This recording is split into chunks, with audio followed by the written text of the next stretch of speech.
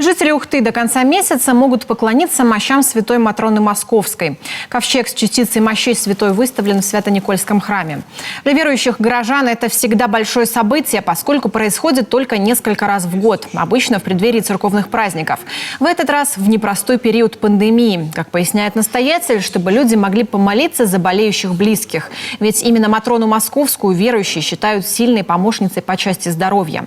Случаи удивительного исцеления, со слов церковнослужителей, были и в Ухте. Разная вот женщина у нее, я уже рассказывал об этом, по-моему, ремиссия рака наступила, она тут 100 роз приносила. В прошлый раз, когда ковчег был у нас выставлен для молитвенного поклонения, она ходила в какой-то из моментов, молилась, прикладывалась к мощам, поехала на очередную химию, на очередное обследование, и у нее ремиссия стойкая. Святая блаженная Матрона Московская – одна из самых почитаемых православных святых. Еще до своей кончины она стала известна своим даром исцелять. При жизни Матронушки у ее дома всегда были паломники.